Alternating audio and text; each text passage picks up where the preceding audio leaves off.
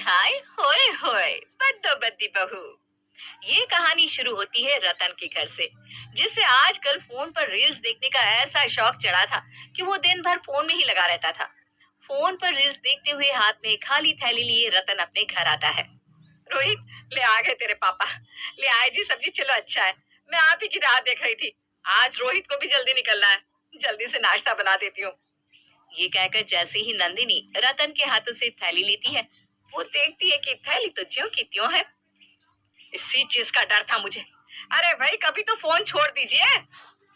बद्दो बद्दी। सत्यानाश हो इस फोन का। पता नहीं क्या सीख कर बैठ गए। लिस्ट में एक चीज लिख कर दी थी, कहाँ कितने पैसे देने हैं, कहाँ से कितने पैसे लेने हैं, वो अभी आपसे नहीं हुआ। पता है बेटा, कल रात को मेरा सर दर्द से फटा जा रहा था। मेरी गलती हो गई कि मैंने इनको दवा का नाम पूछ लिया। और पता है इन्होंने क्या कहा?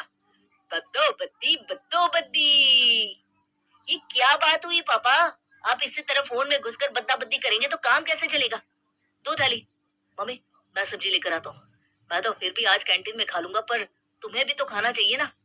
अरे शर्म कीजिए आप। यहाँ आपका बेटा रात को 10 बजे ऑफिस से आता है और सुबह 7 बजे फिर से आप इसे सब्जी लाने भिजवा रहे हैं।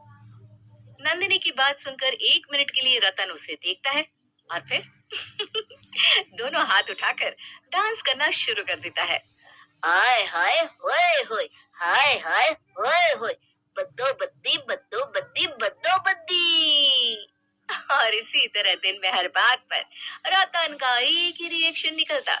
एक सुबह नंदिनी रोहित के पास जाकर उससे कहती है, तेरे पापा से तो मुझे कोई उम्मीद नहीं रही बेटा। ये तो दिन भर फोन चलाते रहते हैं, उन्हें तेरी फिक्र ही नहीं है।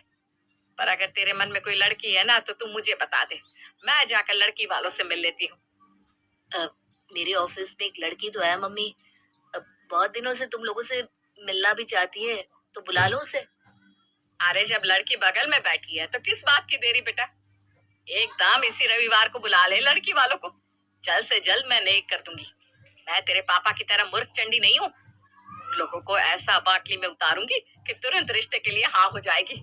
अभी अच्छे दिन भी चल रहे हैं, उसके बाद तो तारे लग जाएंगे। और संडे को पायल का परिवार रोहित को देखने उसके घर पहुंच जाता है। वेलकम वेलकम जी। बस आप ही का इंतजार था शर्मा जी। बैठिए बैठिए, ये है हमारी छोटी सी झोपड़ी। क्या मजाक करती है आप नंदिनी जी? 4 BHK फ्लैट को आप झोपड़ी करिए। घर तो बहुत ही प्यारा है आपका।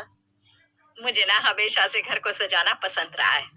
कहीं भी कोई भी कमी हो तो मैं उसे तुरंत पूरा करने में लग जाती हूँ। आखिरकार मेरी बहू भी तो इसी घर में आएगी ना। और इसी तरह दोनों परिवारों में बातें होनी शुरू हो जाती है। बात बात में नंदिनी शर्मा जी से कहती है, वैसे भाई साहब, हाँ, बहन जी नहीं आई? वो क्या है ना नंदिनी बहन, पायल की मम्मी की तबीयत कुछ ठीक नहीं रहती है। और शर्मा जी की ये बोलने की देरी थी कि रतन कहता है, हाय हाय होए होए, हाय हाय होए होए। ये क्या मजाक है रोहित? मेरी माँ की तबीयत का मजाक उड़ाने के लिए तुमने मुझे यहाँ बुलाया था क्या? चलिए पापा, मुझे इस घर में रिश्ता नहीं करना। बद्दो बद्दी बद्दो बद्दी। छी, जिस आदमी के ऐसे संस्कार है, उसके बेटे के संस्कार तो न जाने कैसे होंगे। ये किसी के दर्द पर आए होए कर रहा है, तो इसका बेटा न जाने कहाँ जाकर होए होए करता होगा। शर्मा जी रुकिए, तो आप गलत समझ रहे हैं। ये इनकी आदत है। शर्मा जी, नंदिनी पुकारती रह जाती है, पर शर्मा जी क्या ही रुकते हैं। और रोहित का होता होता रिश्ता टूट जाता है। पर बात यहीं पर खत्म नहीं होती। इसके बाद एक और रिश्ता, एक और रिश्ता। रतन के ऐसे नेचर के कारण हर बार रोहित का रिश्ता होते होते कट हो जाता। अब बहुत हुआ बेटा, तेरे पापा को कुछ दिन के लिए छुट्टी पर भेजना होगा। अब उनके पीछे से ही तेरी शादी की बात हो सकती है, वरना ये तो बदला बद्दी करके तेरे रिश्ते तोड़वा देंगे। और एक रोज नंदिनी दिमाग लगाकर अपने पति को घूमने के लिए भेज देती है और पीछे से कर देती है रोहित की शादी पूजा के साथ। जैसे ही पूजा ब्याह कर रोहित के घर आती है, वैसे ही अपनी छुट्टियां पूरी कर बद्दो बद्दी के शहंशाह रतन भी अपने घर पहुंच जाते हैं। नई बहू आ भी गई मेरे पीछे से। अपने ससुर को देखकर पूजा उनके पैर छूती है। पापा जी आशीर्वाद। बद्दो बद्दी बद्दू बद्दो। है? ये क्या था? जो है यही है। पापा को रेस की दुनिया की बीमारी हो चुकी है। जब देखो न जाने इसी गाने को गुनगुनाते रहते हैं, और वो भी गलत वक्त पर। वैसे रील्स की थोड़ी बहुत दीवानी तो मैं भी थी। डोंट वरी रोहित, अच्छा हुआ पापा के बहाने मुझे एक कंपनी मिल गई। बद्दो बद्दी बद्दो बद्दी, हाय हाय होए होए। अरे वाह बहू, आंखें लड़ी बद्दो बद्दी, मौका मिले कभी कभी, बद्दो बद्दी बद्दो बद्दी बद्दो बद्दी। नहीं। रोहित और नंदिनी तो अकेले रतन से परेशान थे कि पूजा भी अब उसके ग्रुप में आ गई थी। अब सुबह उठते ही दोनों ससुर और बहू मिलकर इस गाने पर नाचने गाने लगते। पूजा, एक रोटी तो लाना। हाय हाय होए होए, कल किसने देखी मजा ले आज ता। खाना अच्छा बनाए ना पापा जी। हाय हाय होए होए। सत्यानाश हो जाए ससुर बहू के फोन का। दोनों के दोनों सुर के सरताज बने पड़े हैं। दिमाग खराब हो गया है मेरा तो। अब तक तो सब कुछ अच्छा चल रहा था कि दोपहर को अचानक सभी को स्कूटी के हॉर्न की आवाज सुनाई देती है, जो घर की हॉल से ही आ रही थी। भागते हुए सभी हॉल में आते हैं, जहां वो देखते हैं कि पिंक कलर के कपड़ों में पिंक स्कूटर पर बैठी पूजा गाना गा रही थी। दिलों का शूटर है मेरा स्कूटर, दिलों का शूटर, आ आ, मुझसे ना है कोई क्यूटर, दिलों का शूटर, आ आ।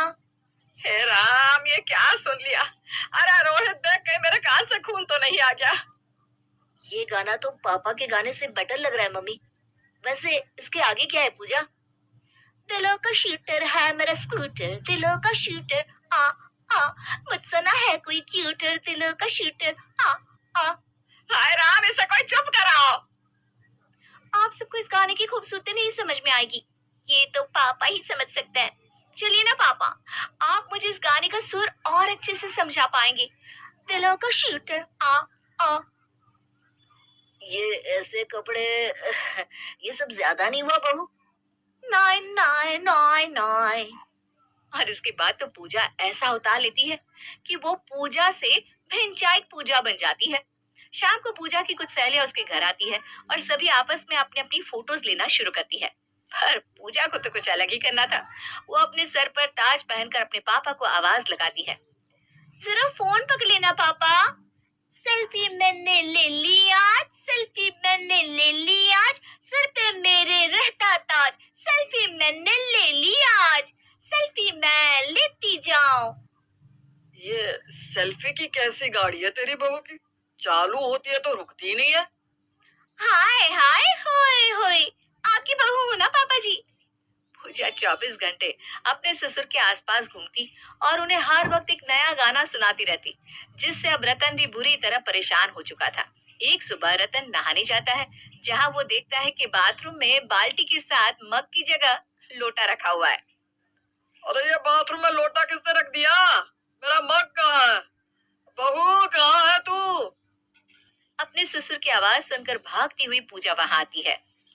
कोई काला लोटा, कोई पीला लोटा, बम बम बम। अपनी बहू के मुंह से ऐसा कोड वर्ड सुनकर गमछा लपेटकर रतन बाथरूम से बाहर आता है। अरे बहू, ये क्या बोल रही है तू? क्या बम? कौन सा लोटा? कोई पीला लोटा, कोई काला लोटा। अरे ये क्या लोटा लोटा लगा रखा है? मैं कह रहा हूँ ये लोटा किसने कहाँ रखा है?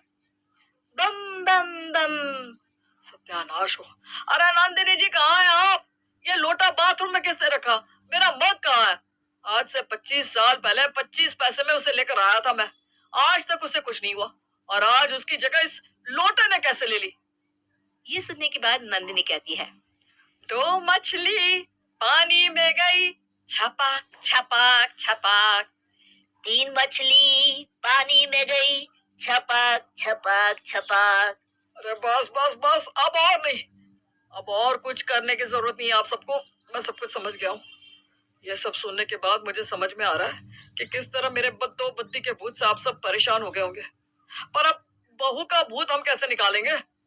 कैसा भूत पापा जी? मुझ पर तो कोई भूत था ही नहीं। आपका भूत उतारने के लिए ही मैंने एक्टिंग का भूत चढ़ाया था।